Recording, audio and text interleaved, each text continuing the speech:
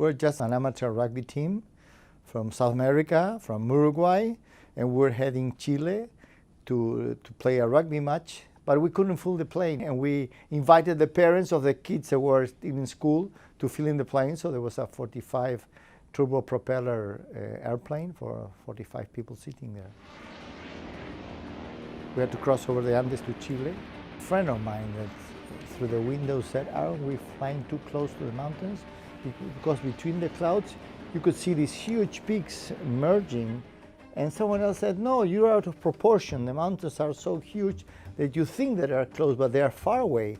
But at that moment, the plane put just full power to the engines, and it began climbing and shaking a little bit, everything under control, and then it hit the mountain.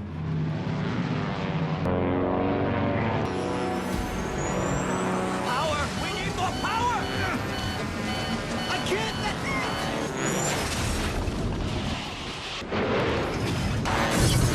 It lost the tail and the wings. It wasn't a frontal impact, you know. It was climbing and only the tail was left there, and it began sliding at a very high speed on the ladder of the mountain and lost both wings. So it was like a bobsledge sliding down and waiting just to smash against the mountain. I thought I'm going to die. I never thought in my life I was going to die so young. All the mysteries about God and what's after death is going to be developed in the front of my eyes. And what happened is that the plane came to the end of the mountain, and in the valley, just struck in the end of the valley, and incredible force of the seats got dislodged. I was thrown to a big wall of the plane. I had a big blow on my head, and as I was fainting, I said, "It has stopped. I'm alive." I make an inventory of my parts of the body. My legs are here, my arms are here, my head is there. I have survived. I cannot believe I have survived the crash, you know. Then I look around, and it was a huge mess of people dying, suffering, bleeding. And I say, I must get out of the way because all the firemen are going to come around, the emergency doctors and the police and everything is going to be around. And I took my seatbelt and I don't know how to go back to the plane. The tail was missing, and we were in the middle of the Andes with no help, no nothing, in something that I thought it was imagination, that I couldn't believe that that was happening. Like a nightmare from which I had to wake up was what I should do. Someone said the pilot is alive, and he was the key man. He would handle the information. So we rushed into the cabin, and normally the instruments are a meter away from the pilot, and he was completely trapped, and the co-pilot had died, and he was saying, we passed Curicó. So we tried on the radio of the plane, but the batteries were on the tail, and the tail had been broken apart. So there was no energy at the plane. The night came on, and we began freezing and shaking and grabbing each other, and people that were wounded were shouting in pain. I don't know if Dante's Inferno exists. I would say that was that night at the fuselage. We were all cramped there, not knowing, some guys being a little bit delirious, and it was horrible, horrible, horrible. But then as days go by, you realize that you're on your own, and that was an incredible experience, which I learned from the rest of my life. That first you must do for yourself and not wait to be rescued. But then someone had a little radio, transistor radio, and we could hear the news. We were back connected to the world, and they were saying there had been 33 plane crashes in the Andes, no survivors, probably they are all dead, and we are going to look for the rest and the pieces of the wreckages of the plane. And it's a very strange situation that people announcing your death when you're alive. And I was trying to go by the airwaves of the radio and say, hey, I'm alive. Don't let it down. Look for us, look for us. And I was working on telepathy and telling my mother, Mommy, I'm alive, look for us, look for us.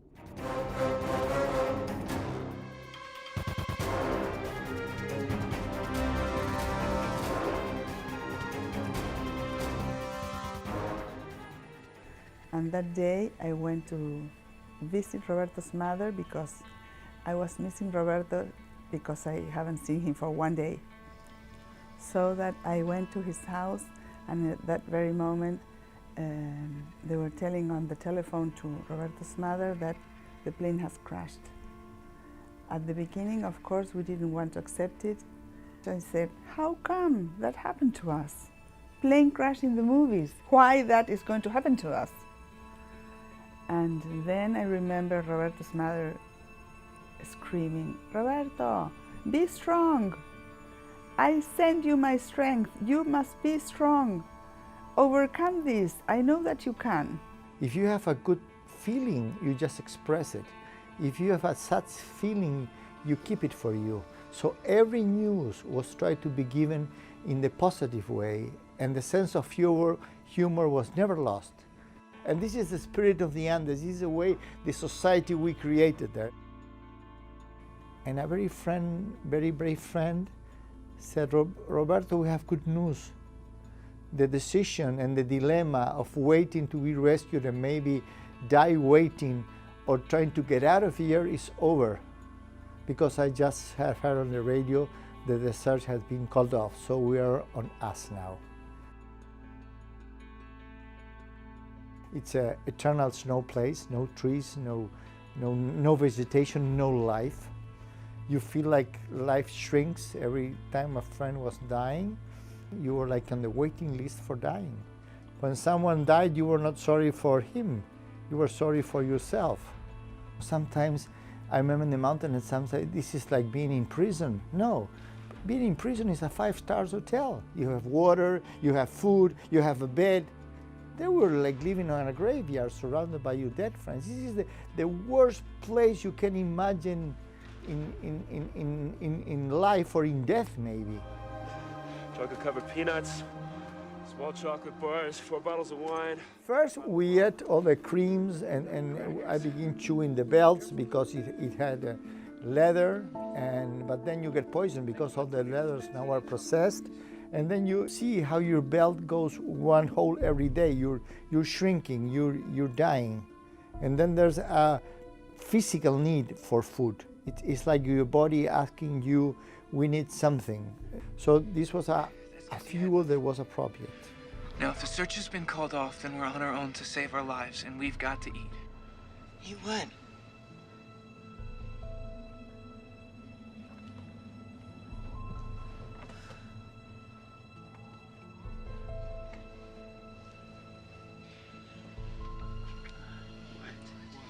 No. The dead? No. It means we should eat the dead. Look, I don't want to talk about this. Neither do I, Gustavo, but we have to. We're starving and we're trapped. I would say it was a very humble and most humiliating experience, that you must degrade yourself to the lowest level.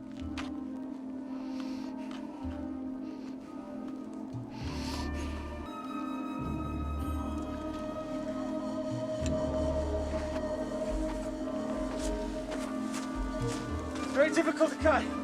Meat's almost frozen. I'm gonna eat this piece.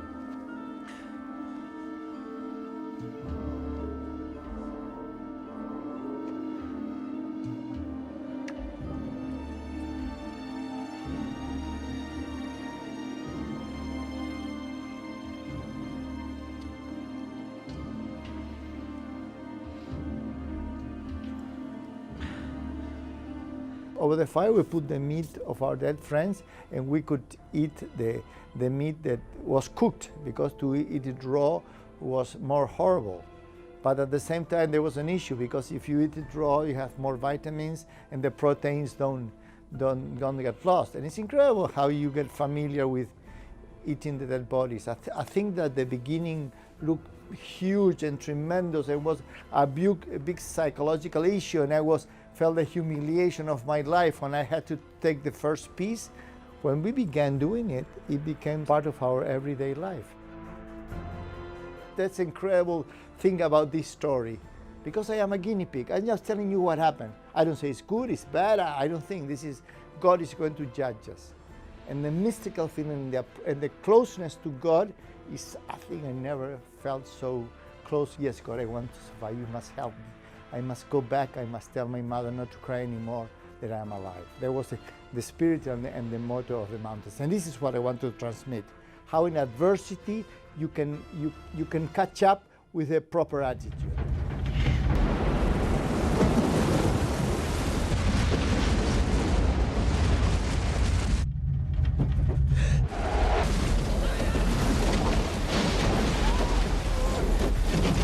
We thought that we couldn't be worse, and that's the lesson of the avalanche. You always can be worse unless you're dead.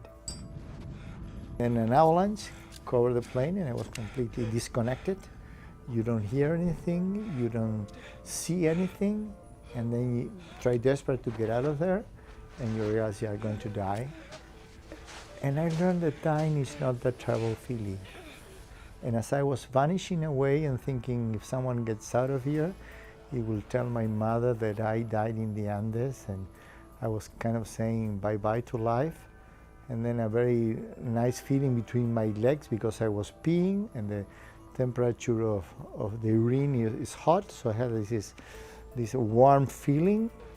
And then someone took the snow of my face, and I could breathe again, and I was back again, back into hell. We were buried alive for 3 days, and I had the most incredible feeling that I never thought that human souls would have. This feeling envy of someone that had died. 8 of us are dead. Because there's nothing left here, nothing left. I don't have anything but life. And I said, while there's life, there's hope. I mustn't think with the brain. I must think with my heart and keep on going to see what happens. And then on the next day, the light was there, and slowly, we got out of that place, and on the third day, we were back into the Andes mountain. Hey! What do you see? You're not gonna believe it! Chocolate!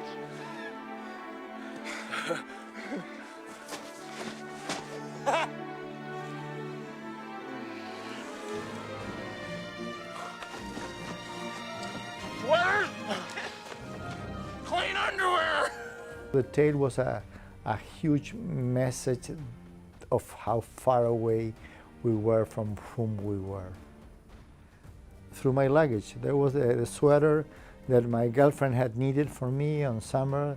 There was a sweater that my mother had brought me for Europe, which was cashmere, which was very good to be against your skin. So in finding again the smell of your house and everything, I re-encountered or refined again with the person I was. And we had the tail, and we had batteries, and we could hear the radio, and we could hear how the world was going on. And we had light, so again, 5-star hotel there. A friend of mine told me, Roberto, we are people like you that can walk for us. And then you realize sometimes that in the groups, your legs belong to the group and not to yourself. And it's a very great feeling, because in that team, you are the person needed to walk, changes your mind.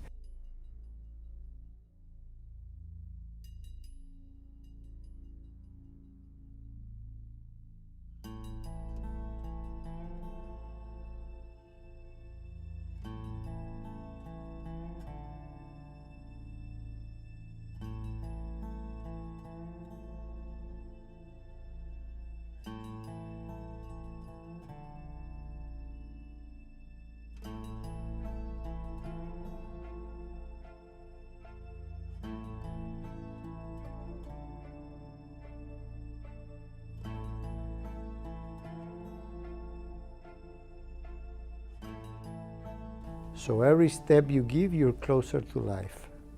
And that was our approach. Every step is a step. And then when you feel that you are devastated and you cannot walk anymore, after some time, what are you going to do? You're going to die there, lying on the snow? or you just go for another step and get closer, and maybe someday you will reach civilization.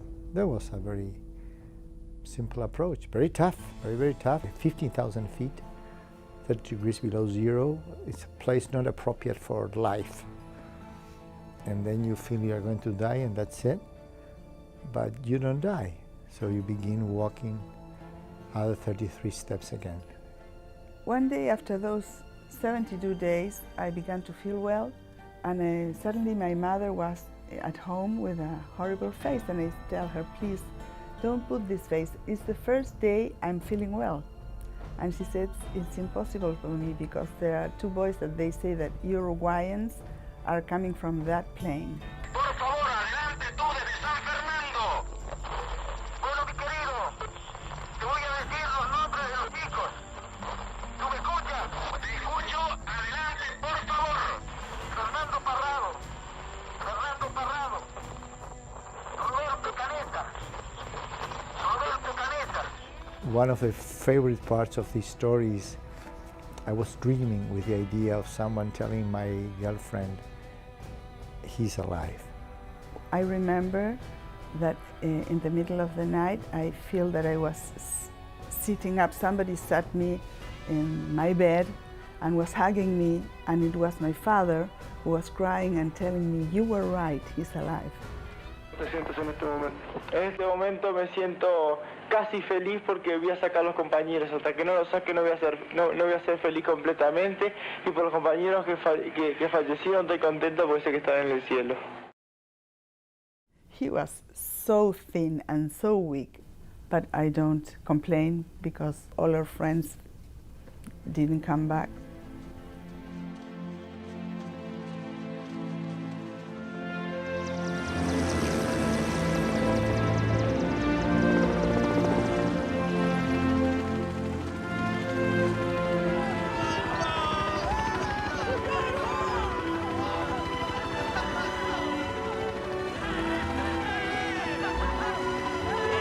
Well, the movie was what put the story into the world, but the in-depth of what happened is deeper inside. It's a great film, it's very respected, it was done like 20 years ago, and it's like, for example, the Titanic, you know? There are many windows to look at it. It's impossible to show what happened because no one was there. But it's a great window to tell the new generations what happened there in this experimental situation we were.